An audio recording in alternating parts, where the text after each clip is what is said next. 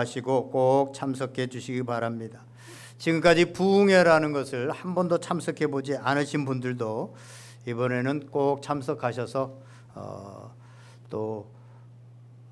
잘 나오지 않은 구역원들이나 성도들, 주변 분들 권면해서 같이 이렇게 나올 수 있었으면 좋겠습니다.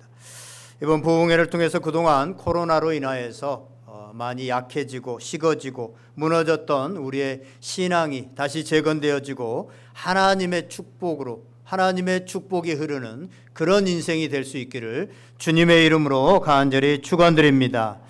삶에 열정이 생기면 우리의 삶은 한 단계 올라갑니다. 실력이 부족해도 또 학력이 없고 나이가 많아도 괜찮습니다. 열정은 실패자를 성공자로, 넘어진 자를 다시 달릴 수 있는 자로, 또 항복자를 승리자로 만드는 것이 바로 열정입니다. 그래서 열정은 우리 삶의 저수지와 또 자동차의 배터리와 같다라는 말을 합니다. 그런데 이 열정이라는 단어가 히브리어로 보면 하나님이 들어오다, 하나님이 들어오다라고 하는 뜻이 있습니다. 열정은 하나님이 들어오다라는 뜻이 있습니다. 여러분, 우리 삶에 특별히 젊은이들에게 여자 한 명만 들어와도, 우리 마음에 남자 한 명만 들어와도 우리의 삶에 놀라운 변화가 있고 놀랍게 세상이 달라 보이는데, 우리 안에 하나님이 들어오시면 어떻겠습니까?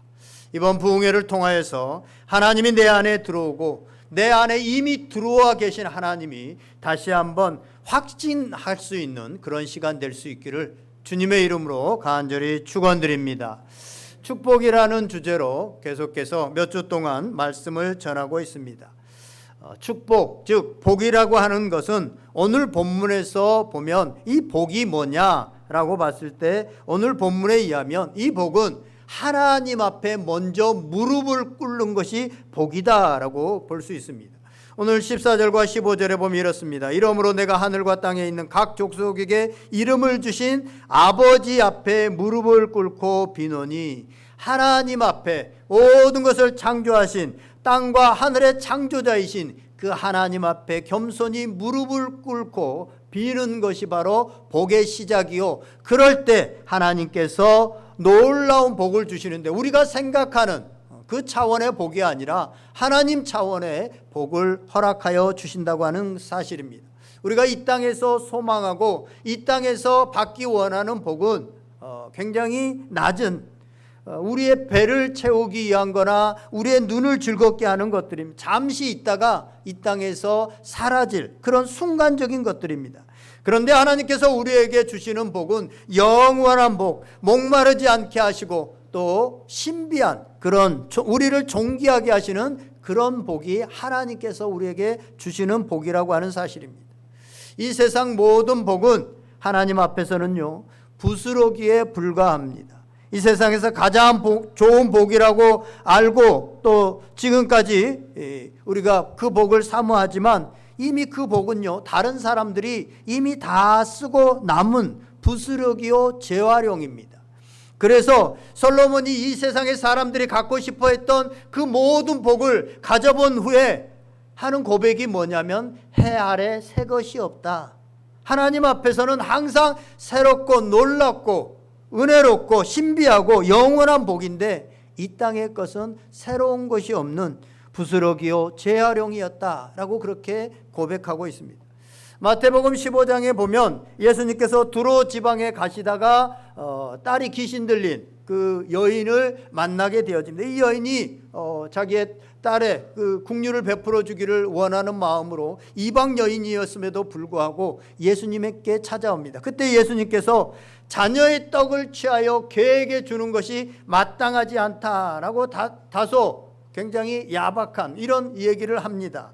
그때 이 여인이 겸손하게 주님 옳습니다 하지만 개들도 주인의 상에서 떨어지는 부스러기는 먹습니다 라고 그렇게 대답합니다. 축복에도 주인의 상에 있는 떡과 같은 그런 축복이 있는 반면에 주인의 상에서 떨어지는 부스러기와 같은 복이 있다고 하는 사실입니다. 그런데 우리가 이 세상에서 차지하려고 하는 그 복은, 또 이 세상에서 차지하려고 하고 싸우고 있는 그 복은 주인의 상에서 떨어진 부스러기와 같습니다. 즉 주인의 상에서 떨어진 뼈다귀를 가지고 서로 차지하려고 싸우고 있는 강아지들처럼 지금 세상은 그것을 차지하려고 서로 싸우고 아웅다웅하면서 살아가고 있습니다. 물론 우리에게도 부스러기의 은혜, 이런 부스러기가 필요합니다.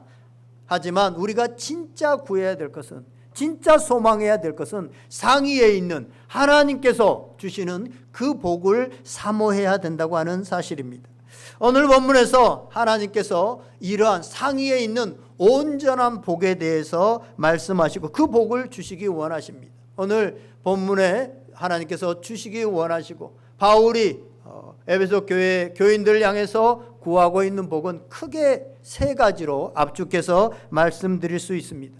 사랑하시는 여러분, 오늘 말씀을 듣는 가운데 하나님께서 약속하신 온전한 복이 여러분의 것이 되어지는 축복의 시간이 되시기를 주님의 이름으로 간절히 축원드립니다.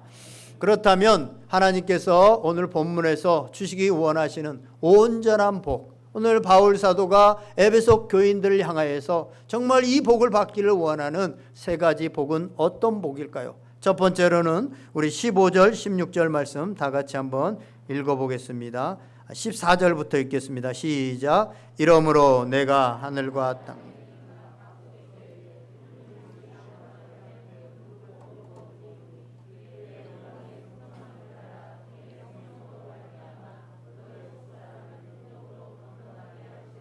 아멘. 내가 비는데 그의 영광의 풍성함을 따라 16절에 보니까 그의 성령으로 말미암아 이렇게 말하고 있습니다. 하나님 앞에 비는데 그의 영광의 풍성함을 따라라고 말하고 있습니다.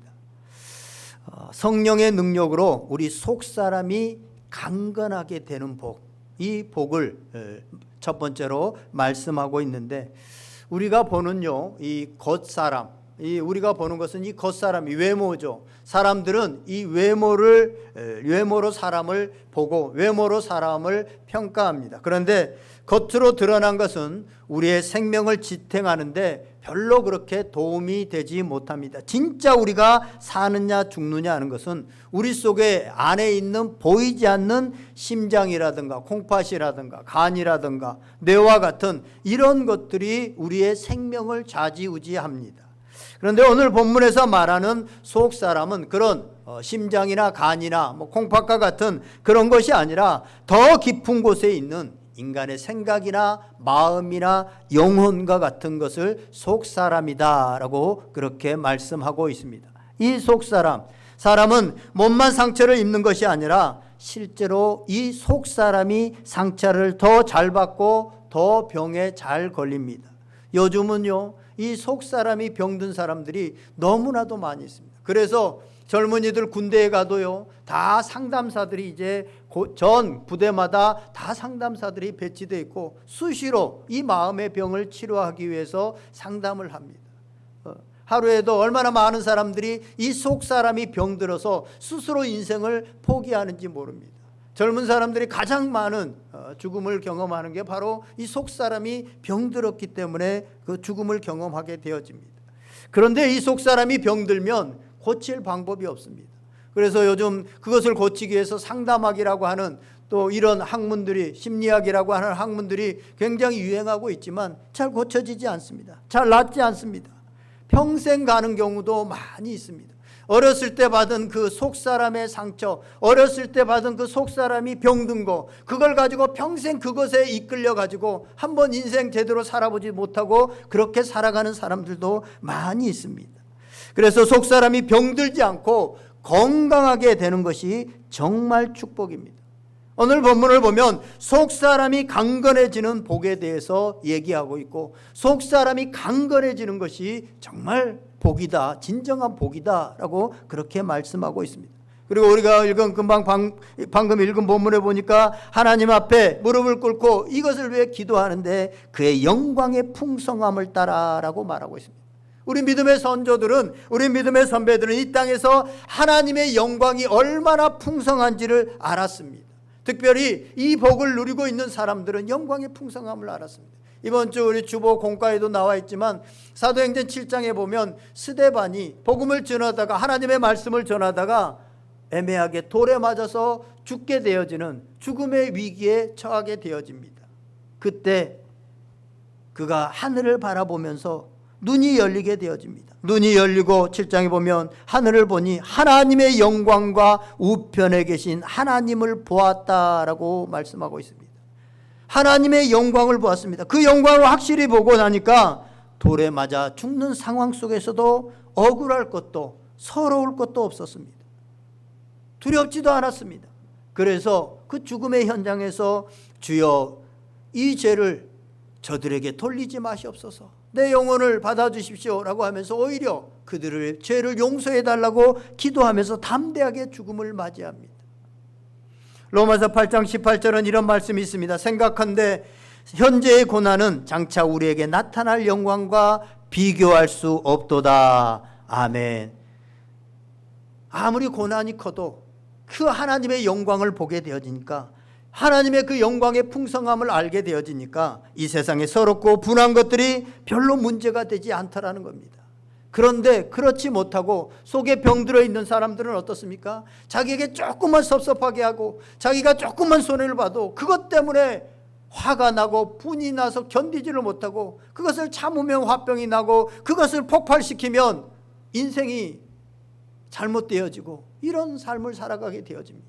그래서 속사람이 강건하게 되어지는 것이 얼마나 큰 축복인지 모릅니다. 하나님의 영광의 풍성함이 그 삶 가운데 있게 되어지고 그것을 깨닫게 되어지는데 오늘 본문에 보면 하나님의 영광이 풍성하다, 하나님의 영광이 풍성함을 따라라고 말하고 있습니다. 이것은 하나님의 영광이 제한 없이 풍성하게 계속해서 부어지고 우리에게 비춰지고 있다고 하는 사실입니다. 하나님의 영광은 지금도 우리에게 계속해서 비춰지고 있습니다.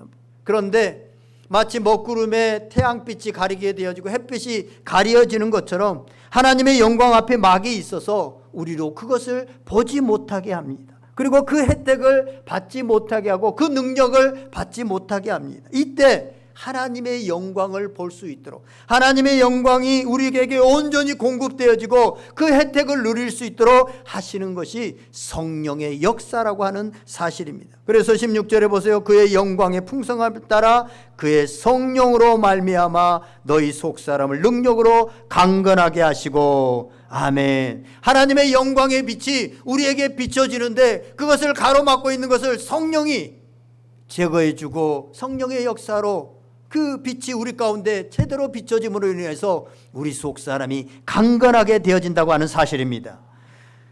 우리가 긴 세월을 살아가다 보면 힘으로 능으로 깡으로도 돈으로도 안 되는 일이 있습니다. 사람이 잔소리를 아무리 하고 바가지 긁어서 되는 것이 아닙니다.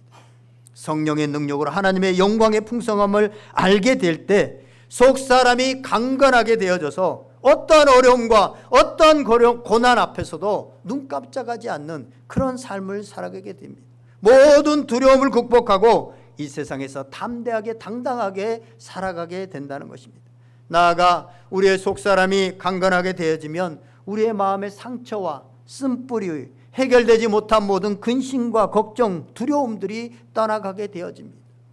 그래서 야베스는 역대상 4장 10절에서 기도할 때, 하나님 앞에 기도할 때 환난에서 벗어나 근심이 없게 하옵소서, 환난에서 벗어나 근심이 없게 하소서. 내 속에 근심과 걱정과 염려와 속사람이 병들어 있으면 아무리 돈이 많아도 아무리 명예가 있어도 아무리 높은 지위에 있어도 평안하지 못하다라는 거예요. 행복하지 못하다라는 거예요. 제가 예전에 부산에 살 때 부산의 안상영 시장이라는 시장이 자살을 했어요. 왜 그래요? 그가 지위가 없었어요? 돈이 없었어요? 명예가 없었어요? 아니죠. 뭐 배운 게 없었어요? 아닙니다. 그 속에 속 시끄러운 것이 있었어요. 그걸 해결 못하는 거예요. 사투리로 속 시끄럽다라는 말이 있죠. 내면 세계가 헝클어지고 내면 세계에 쓴뿌리가 있는 사람은 아무래도 골치가 아프고 근심이 있고 걱정이 있습니다. 이런 속사람을 만져주고 아무 탈 없이 상처가 없게 어루만져 주실 분이 오직 성령님입니다. 성령님에 의해 감동할 때 우리의 속사람이 강건해지고 평안하게 되어지는 것입니다. 사랑하시는 여러분, 이 시간 성령으로 말미암아 우리 속사람이 강건해지는 복을 받기를 주님의 이름으로 간절히 축원드립니다. 두 번째로 우리 하나님께서 우리에게 주시는 온전한 복 17절에 나옵니다. 우리 17절 말씀 다 같이 읽겠습니다. 시작. 믿음으로 말미암아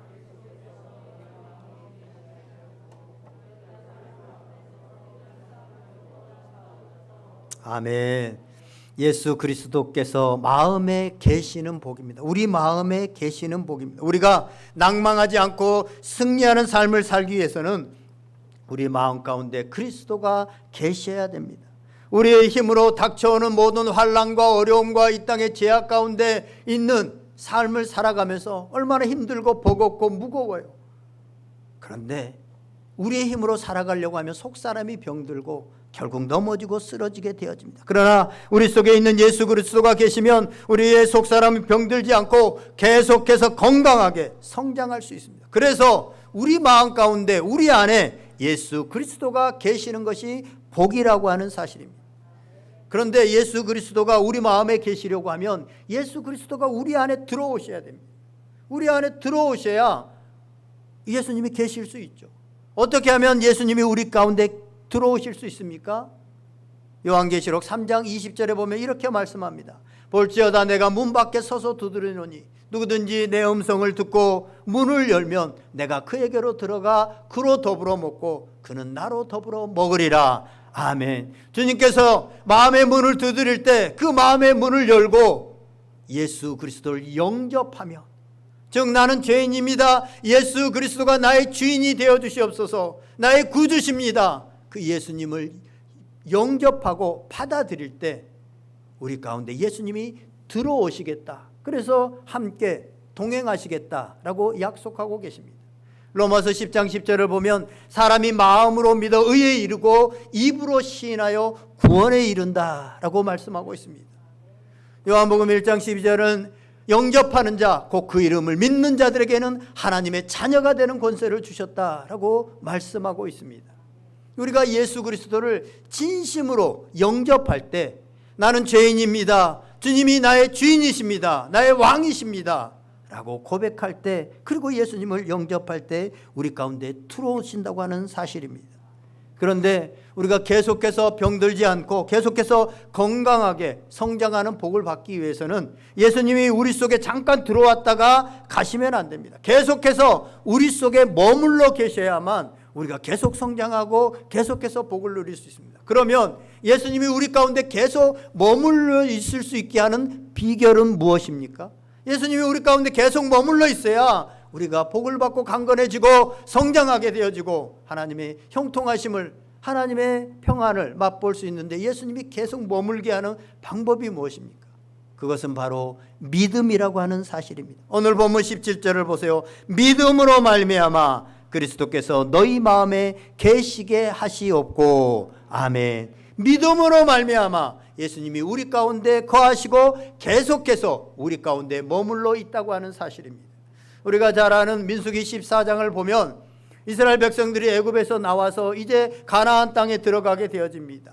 2년여 이제 광야를 돌다가 와서 이제 가나안 땅에 들어가기 위해서 이제 정탐꾼을 보냈습니다. 12명의 각 지파에서 한 명씩 택하여서 정탐꾼을 보냈는데 그 이스라엘 땅을 정탐하고 그들이 들어가야 될 그 가나안 땅을 정탐하고 와서 그들이 보고했는데 10명의 사람들은 그 땅은 좋은 땅입니다. 그런데 그 땅에 안악 자손들, 거인들이 있습니다. 그들에 비하면 우리는 메뚜기 같습니다. 그러니까 도저히 우리는 싸워서 이기지 못하고 들어가지 못합니다. 이 얘기를 하자 백성들이 낙담하게 되어집니다.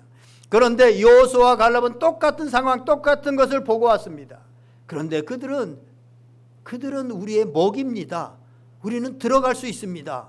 우리는 들어갈 수 있습니다. 왜 똑같은 상황을 보고 이렇게 말할 수 있습니까? 민수기 14장 9절은 이렇게 말합니다. 다만 여호와를 거역하지 말라. 또 그 땅 백성을 두려워하지 말라. 그들은 우리의 먹이라. 그들의 보호자는 그들에게서 떠났고 여호와는 우리와 함께 하시느니라. 그들을 두려워하지 말자. 여호와가 우리와 함께 하시느니라. 여호수아와 갈렙은 여호와가 우리와 함께 하신다라는 것을 믿었습니다. 그러니까 상황을 다르게 보게 되어지고 담대함이 생기게 되어집니다. 같은 상황에서 여호수아와 갈렙은 열 정탐꾼과 다르게 두려워하지 않고 담대하게 말할 수 있었던 것과 1세대 중에 가나안 땅에 들어갈 수 있었던 복을 누릴 수 있었던 것은 하나님이 우리와 함께 하신다라고 하는 것을 믿은 것뿐입니다. 믿었기 때문에 이 모든 것이 가능했다고 하는 사실입니다. 시편 23편을 보면 다윗의 주옥 같은 시가 나오죠. 여호와는 나의 목자시니 내게 부족함이 없으리로다.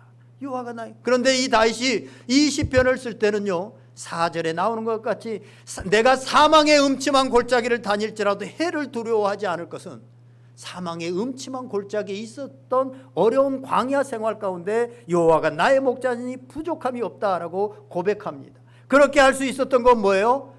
내가 사망의 음침한 골짜기로 다닐지라도 해를 두려워하지 않을 것은 주께서 나와 함께 하심이라. 아멘. 주께서 나와 함께 하신다 라고 하는 것을 믿었습니다. 이 믿음이 있었습니다. 그렇기 때문에 그는 어떤 어려움, 곧 죽음의 어려움, 그런 어려움들이 왔어도 전혀 흔들리지 않고 두려워하지 않고 여호와가 나의 목자다, 나를 이끌고 계시다 라고 하는 것을 의심 없이 받아들였고, 그 믿음의 능력으로 결국은 선왕이 되어질 수 있었습니다.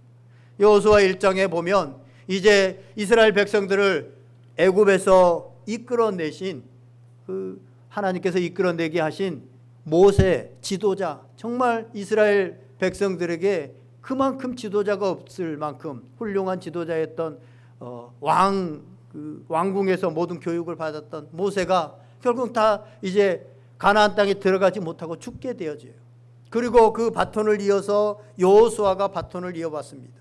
이제 젊은 나이에 모세도 들어가지 못했던 가나안 땅, 열 정탐꾼이 말할 때 정말 아낙 자손들이 살고 있었던 그 정탐꾼의 정복 전쟁을, 그 차지하기 위한 전쟁을 해야 됩니다. 그 어린 나이로, 젊은 나이로 얼마나 두려웠겠습니까? 두려워하고 있을 때 하나님께서 이렇게 말씀하십니다. 여호수아 1장 9절에 보면 내가 내게 명령한 것이 아니냐, 강하고 담대하라, 두려워하지 말며 놀라지 말라, 내가 어디로 가든지 내 하나님 여호와가 너와 함께 하시느니라. 아멘. 이걸 믿었습니다. 이 말씀을 믿었습니다. 그리고 담대하게 여호수아는 정복 전쟁을 합니다. 이렇게 말씀하시는 하나님은 우리에게도 너희와 함께 하시겠다, 이 땅 가운데 우리와 함께 하러 내려오셨고 가시면서도 우리에게 약속하셨습니다. 마태복음 28장 20절을 보세요. 내가 세상 끝날까지 너희와 항상 함께 있으리라. 아멘. 그렇게 약속하셨습니다. 예수님은 이미 우리에게 약속을 해주셨습니다. 세상 끝날까지 우리와 함께 하시겠다고 약속해 주셨습니다. 사랑하는 여러분, 이것을 믿으십니까? 병들었을 때도, 부도가 났을 때도, 어떤 환란이 닥쳐왔을 때도, 광야의 삶에, 고난의 삶을 살아가고 있을 때도 주님은 우리와 함께 하신다 라고 약속하셨습니다. 그 약속을 믿는 자들은 주님이 우리와 함께 하십니다. 그 능력을 경험합니다. 그 능력으로 살아갑니다. 그런데 많은 그리스도인들이 예수님을 믿고 교회를 다니면서도 주님이 나와 함께 하신다, 예수님이 함께 하신다라는 것을 믿지 못합니다. 큰 병에 걸린다든가, 회사가 부도가 난다든가, 어떤 어려움들이 닥치면 어쩔 줄을 몰라 합니다. 목사님, 나 죽는데요. 우리 회사 부도 났어요. 어떻게 해요? 그때 주님이 함께 하십니다 라고 하면, 아니, 네, 그거 말고요. 나 지금 부도가 났다고요. 나 지금 병이 났다고요. 아무런 위로조차도 되지 못합니다. 주님이 함께 하시는 것이 능력이 아니라 위로조차도 되지 못합니다. 왜 그래요? 주님이 함께 하심을 믿지 못해요. 온 우주 만물을 창조하신, 우리의 인간의 생사 화복을 주관하시는 그 예수님이 나와 함께 하신다고 하는 사실을 믿지 못하기 때문에 그렇습니다. 믿으면 어떤 환난 앞에서도 두렵지 않습니다. 새로운 능력이 생깁니다. 죽으면 천국 가는데 죽지 뭐. 예전에 안희원 목사님인가요? 그 목사님이 팔도 이렇게 어려서 다쳤는데 뇌에 종양이 생겨가지고, 뇌 종양이 혹이 크다고 그런데 수술한 다가오는데 그래서 뭐 너무나도 담대해지더라는 거예요. 그래서 뭐 뇌에 혹이 생겨서 뭐 아무렇지도 주님이 나와 함께 하신다는 걸 믿기 때문에. 그래서 뭐 여러분 주님이 함께 하신다는 것을 믿을 수 있기 바랍니다. 주님이 나와 함께 하심이 믿어지는 복이 이 시간에 여러분들과 함께 하시기를 주님의 이름으로 축원드립니다. 마지막 세 번째, 우리 18절 19절 말씀 다 같이 읽겠습니다. 시작. 능히 모든 성도와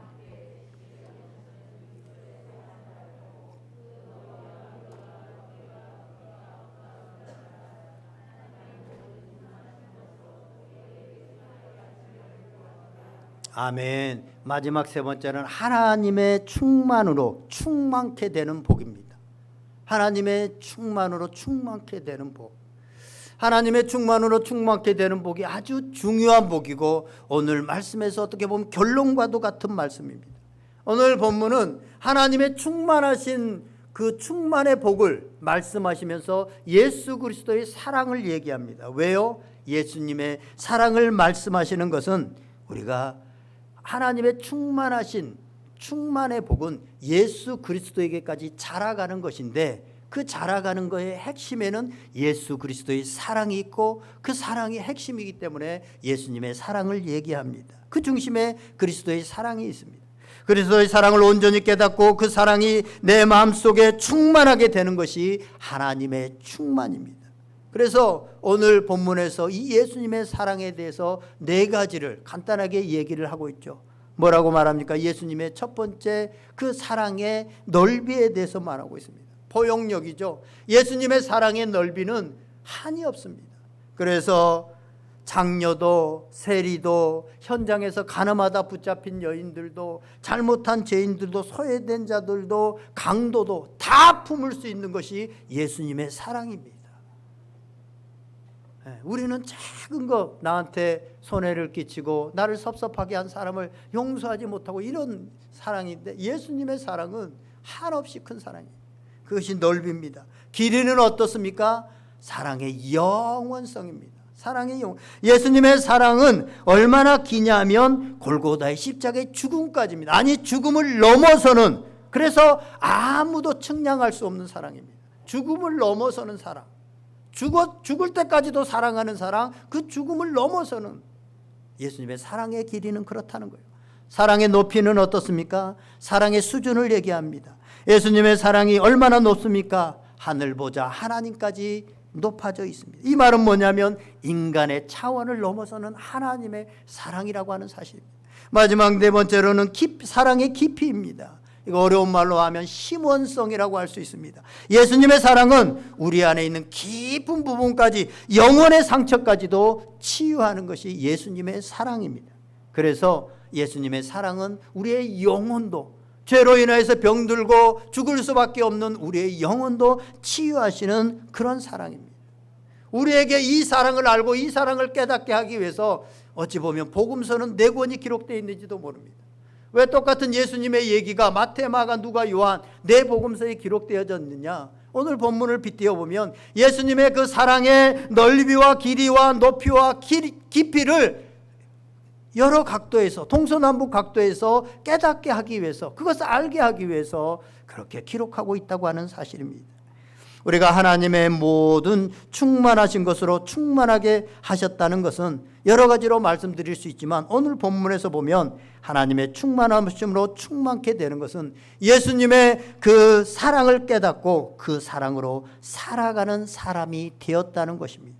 이것이 성도가 가질 수 있는 가장 큰 복입니다. 왜 가장 큰 복인 줄 아세요? 그 복을 받으면 내가 그 사랑으로 치유되어지고 회복되어지고 내가 복을 받을 뿐만 아니라 내 주변에 있는 사람들을 변화시킬 수 있습니다. 내 주변에 있는 사람들을 나만 복받는 게 아니라 복받게 할 수 있습니다.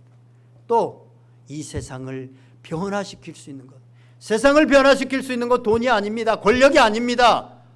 세상을 변화시키는 것은 예수 그리스도의 사랑입니다. 그런데 그걸 내가 그 복을 받았잖아요. 그렇기 때문에 나는 세상을 변화시키는 그런 사람의 반열에 섰기 때문에 이것은 돈 몇 푼 가지고 있는 것보다 뭐 권력을 좀 가지고 있는 것보다 놀라운 복일 수밖에 없다고 하는 사실입니다. 사랑하는 여러분, 돈이나 명예나 안락한 생활은 진정한 복이 아닙니다. 진정한 복은 예수 그리스도의 사랑이 우리 마음속에 부어지는 것입니다. 이것이 하나님의 충만으로 충만케 되는 복입니다. 사랑하는 여러분, 이 복이 여러분의 삶에 가득하게 되시기를 주님의 이름으로 축원드립니다. 이제 말씀을 정리하려고 합니다. 오늘 성경은 세상 사람들이 바라는 돈이나 권력이나 안락한 생활과 같은 부스러기 복이 아니라 우리 그리스도인들에게 진짜 복에 대해서 얘기합니다. 그 진짜 복은 뭡니까? 첫째, 성령의 능력으로 우리 속 사람이 강건하게 되는 복입니다. 할렐루야. 두 번째로는 우리 속에 계속해서 예수 그리스도가 머물러 있는, 예수 그리스도가 계시는 복입니다. 할렐루야.